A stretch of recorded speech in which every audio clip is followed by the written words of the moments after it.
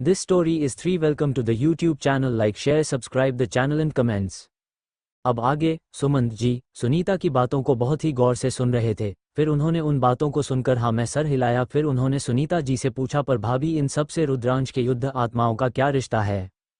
इस पर सुनीता सुमंत जी की तरफ देखकर एक व्यंग्यात्मक मुस्कान के साथ बोली, आप शायद कुछ भूल रहे हैं सुमंत जी। ये सुनकर सुमंत जी भी थोड़े भौचक्के रह गए और असमंजस में सुनीता जी की तरफ देखकर बोले, आप क्या कहना चाहती हैं? मैं कुछ समझ नहीं पाया, कौन सी बात मैं भूल रहा हूँ?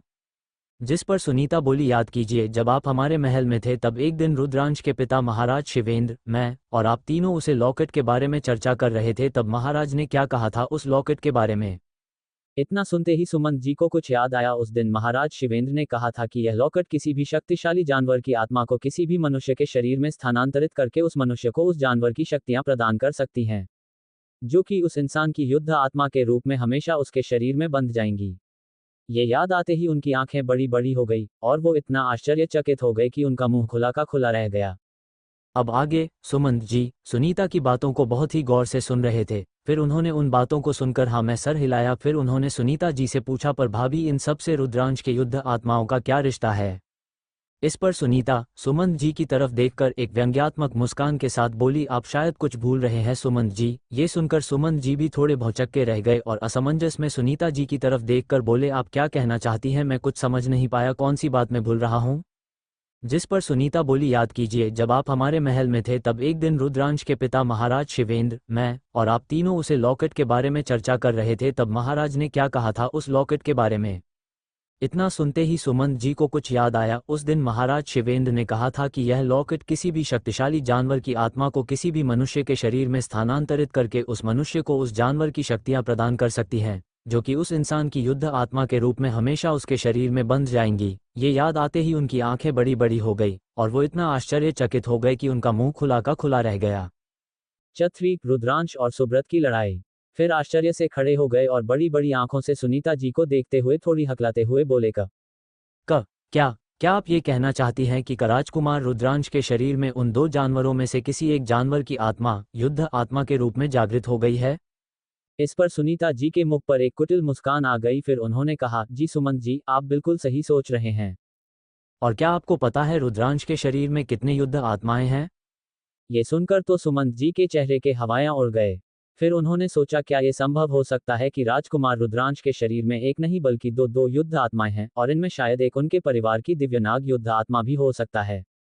इतना सोचकर उन्होंने सुनीता की तरफ देखते हुए ना में अपना सर हिला दिया, जिस पर सुनीता जी भी मुस्कुराने लगी और उनके आश्चर्यचकित मुख को देखते हुए कुटिल लहजे में हंसते हुए बोली, रुद्रांश के पास एक नहीं बल्कि तीन युद्ध आत्माएं हैं। ये सुनकर तो सुमंत जी के होश ही उड़ गए। फिर सुनीता बोली, और क्या आपको पता है कि वो तीन युद्ध आत्माएं कौन सी है?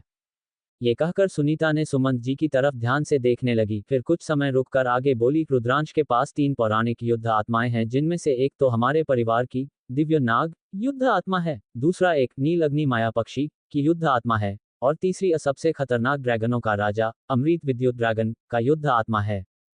ये सुनकर तो सुमंत जी बेहोश ही होने वाले थे और वो लड़खड़ा कर अपनी कुर्सी पर धड़ाम से बैठ गए। कुछ समय तो उन्हें कुछ समझ में ही नहीं आया। इधर सुनीता भी उनको देखकर मुस्कुराने से खुद को रुक नहीं पाए। उन्हें पता था, जिस दुनिया में योद्धाओं के पास दो युद्ध आत्माएं होना लाखों में एक माना जाता है, वहां पर अगर किसी को पता चल जाए कि किसी के पास तीन युद्ध आत्माएं हैं, तो वे ऐसी बातों को बर्दाश्त कैसे सकते हैं? कोई भी ऐसी बातों पर भरोसा नहीं करेगा। सुमंत जी की बातों को सुनते ही सुनीता जी की आंखों में उन पुराने दुखद पल फिर से याद आ गए और उनके आंखों से कुछ अश्रु बाहर झलक पड़े। पर फिर उन्होंने अपने आप को संभालते हुए अपने आंसू को पोंछकर सुमंत जी से बोली, जी सुमंत जी, आपने बिल्कुल सही याद दिलाया मुझे। आज जब भी रुद्रांश घर लौटेगा तो मैं उसे वह पत्थर दे दूंगी। इसके बाद कुछ समय तक इस पर चर्चा करने के बाद सुमंत जी बोले, अब मुझे आज्ञा दीजिए भाभी, मैं चलता हूं अपने घर। जिस पर सुनीता भी हाँ में सर हिला दिया। इधर दूसरी तरफ एक सुनसान जगह पर, जहां पर कोई भी आता जाता नहीं है, एक लड़का अपने तलवारबाजी की अभ्यास कर रहा था। कुछ समय अभ्यास करने के बाद बहुत थक कर एक पत्थर पर बैठ गया और खुद से ही बातें करने लगा। लगता है मेरी तलवारबाजी की कौशल अब बहुत ही ज्यादा निपुणता के स्तर में पहुंच चुकी है, पर मेरा युद्ध स्तर बहुत कम है। मुझे अपने युद्ध स्तर को बढ़ाने में ध्यान देना चाहिए। यह कोई और नहीं रुद्रांश था। उसने यही सोचकर पास ही पर स्थित एक पुराने बरगद के पेड़ के नीचे एक पत्थर पर जाकर बैठ गया और अपनी आंखें बंद कर ली। फिर उसने अपने शरीर के अंदर ध्यान लगाना शुरू कर दिया। जब उसने अपने अंदर के शक्ति मार्ग से होते हुए शक्ति भंडार पर ध्यान दिया तब वो चौंक गया क्योंकि उसके शरीर में स्थित शक्ति भंडार पर 3 छोटी छोटी सफेद बिंदु वहां पर तैर रही थी। Thanks for listening, the story continues, lessons.